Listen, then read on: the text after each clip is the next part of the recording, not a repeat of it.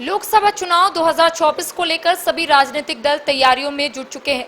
कांग्रेस की ओर से कार्य योजना बनाई जा रही है तो बीजेपी की ओर से जनसंपर्क अभियान भी चलाया जा रहा है। इस वक्त इसी मसले पर बात करने के लिए हमारे साथ हमारे सहयोगी मदन मौजूद है। बातचीत करेंगे कि लोकसभा चुनाव को लेकर सभी राजनीतिक दल लगभग तैयार हो चुका है। बात कांग्रेस की करेंगे तो कार्य योजना बनाई जा रही है। भारतीय जनता पार्टी की ओर से जनसंपर्क अभियान बनाया जा रहा है, चलाया जा रहा है। साथ ही साथ कई दिग्गज नेता झारखंड दौरे पर पहुंच रहे हैं। देखिए, बिल्कुल अब एक तरह से कहें तो उल्टी गिनती अब शुरू हो चुकी है। बहुत ही कम समय बचा है लोकसभा चुनाव में, तो ऐसे में खास करके आप देखें तो बीजेपी काफ़ी एक्शन मोड में आ चुका है और इसी को लेकर के जो 9 वर्ष सरकार के पूरे हुए उसको एक तरह से कहें तो कार्यक्रम के रूप में तब्दील किया गया।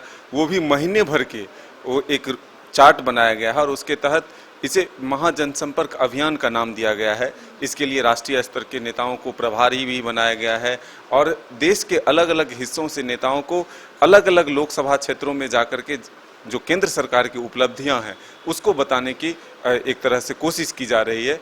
इसी क्रम में आप देखें कि राजस्थान के पूर्व मुख्यमंत्री जो वसुंधरा राजे सिंधिया हैं वो फिलहाल 3 दिवसीय झारखंड दौरे पर हैं। जो झारखंड प्रभारी हैं लक्ष्मीकांत वाजपेयी जी, वो कई जिलों का, कई लोकसभा क्षेत्रों का एक तरह से प्रचार अभियान करके जो है वापस लौट चुके हैं।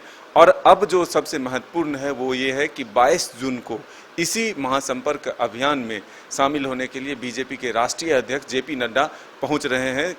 गिरिडीह में वो एक जनसभा को संबोधित करेंगे और कई नेता हैं जो कि फिलहाल झारखंड के अलग अलग लोकसभा क्षेत्रों में अपने महाजनसंपर्क अभियान को तेजी से चला रहे हैं।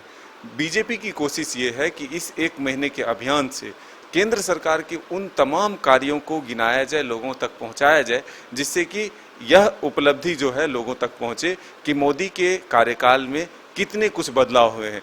अब इसको इस रूप में भी आप देख सकते हैं कि जो 70 वर्ष और 60 वर्ष कांग्रेस के शासनकाल को बताया जाता है उसमें कितने उपलब्धि हैं और ये मोदी सरकार के 9 वर्ष के जो कार्यकाल हैं उसमें कितने उपलब्धि हैं, दोनों को कंपेयर करके भी बताने की कोशिश हो रही है।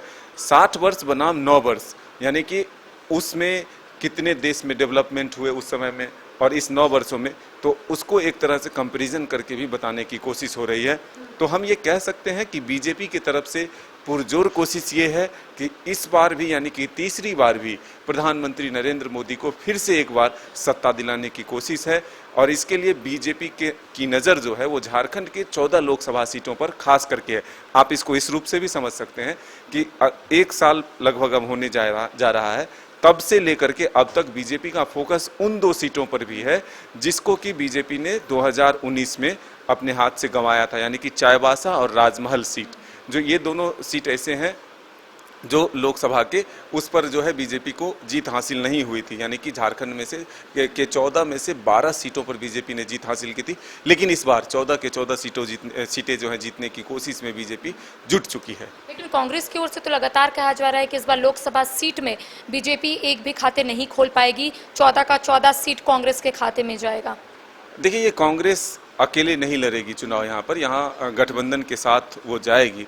फिलहाल ये हम कह सकते हैं कि आरजेडी को एक भी सीट ना मिले लोकसभा में, लेकिन अभी तक जो है वो जेएमएम और कांग्रेस के बीच तो बंटवारा होना ही है। अब 14 में से कितनी सीटें कांग्रेस को जाती है, कितनी सीटें आरजेडी को जाती है या फिर कितनी सीटें जेएमएम को जाती है, ये देखने वाली बात होगी। लेकिन ये हर राजनीतिक दल जो है ये दावा जरूर करती है कि इस बार के चुनाव में हम पूर्ण बहुमत लेकर आएंगे, पूरी सीट हमारी होगी। एक स्टेट की है अगर बात करें तो यहाँ के तमाम लोक सेवा सीट जो है हम जीतेंगे, ये दावा होता है। लेकिन परिणाम जब आता है, कांग्रेस और जेएमएम की सीट तो एक है, इसको लेकर ये लोग दावा कर रहे हैं कि इस बार हमारा सबसे ज़्यादा सीट रहेगा, चाहे कांग्रेस की बात कर लेंगे या फिर जेएमएम की बात कर लेंगे। ये एक सीट तो चुनाव जीत की है। जो लोकसभा चुनाव हुए उसमें दोनों को एक सीट पर जीत हासिल हुई, लेकिन चुनाव तो तमाम सीटों पर लड़ा। तो अब वो चुनाव लड़ने के सीट के बंटवारे जो हैं वो गठबंधन के तौर पर चुनाव में जाते हैं या फिर जेएमएम अकेले चुनावी मैदान में उतरता है या फिर कांग्रेस अकेले चुनावी मैदान में उतरता है, ये वक्त बताएगा। लेकिन फिलहाल सीट के बंटवारे क्या होंगे ये देखने वाली बात है। लेकिन ये जरूर है कि चुनाव के समय में मतलब दावे तो कर रहे हैं लेकिन ये लोग खुलकर नहीं बोल रहे कि कितने सीट में ये लोग चुनाव लड़ेंगे, चाहे बीजेपी चाहे कांग्रेस। नहीं, बीजेपी और आजसू में भी अब देखना होगा, क्योंकि पिछले बार के चुनाव को अगर देखें तो एक सीट पर आजसू ने चुनाव जीता था, वो गिरिडीह का सीट है। तो क्या फिर से वही फार्मूला कंटिन्यू होता है कि 13 और 1 का जो फार्मूला था वो ही रहेगा, या फिर आजसू की दावेदारी बढ़ती है, 14 में से 2 सीट मांगता है, या फिर एक ही सीट पर सिमट कर रह जाता है?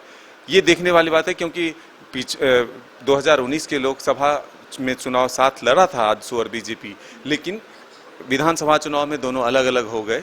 फिर से एक बार गठबंधन हुआ है, तो ये देखना होगा कि आजसू और बीजेपी जो है साथ मिलकर चुनाव लड़ती है, कितने सीटों पर लड़ती है। ये तो तय माना जा रहा है कि आजसू और बीजेपी की गठबंधन जो है वो पक्की हो चुकी है। अब सीट बंटवारे को लेकर के जो फार्मूला फंसता है उसको किस तरह से दोनों डील करता है, ये आने वाला वक्त बताएगा। लेकिन ये हम कह सकते हैं कि एक तरह से लोकसभा चुनाव के तैयारियों का शंखनाद हो चुका है। तमाम राजनीतिक दल अपने स्तर से अब पूरी ताकत लगाने में जुट चुकी है। झारखंड के 14 लोकसभा सीट पर फोकस तमाम राजनीतिक दलों का भी है। तो जाहिर सी बात है कि लोकसभा सीटों को लेकर यहाँ पर तमाम चीजें सामने आ रही है, बिगुल बच चुका है, और ऐसे में कहा जा रहा है कांग्रेस और जेएमएम साथ साथ लड़ेगी, तो वहीं दूसरी ओर बीजेपी और आजसू का भी गठबंधन यहाँ हो सकता है। लेकिन फिलहाल एक सवाल ही है कि आखिर बीजेपी हो या कांग्रेस हो या फिर जेएमएम या फिर अन्य राजनीतिक दल, आखिर वो लोग कितने सीटों पर यहाँ पर चुनाव लड़ती है। फिलहाल मुझे दे इजाजत, सहयोगी विकास के साथ करिश्मा सिन्हा, न्यूज़ बाइस्कोप, रांची।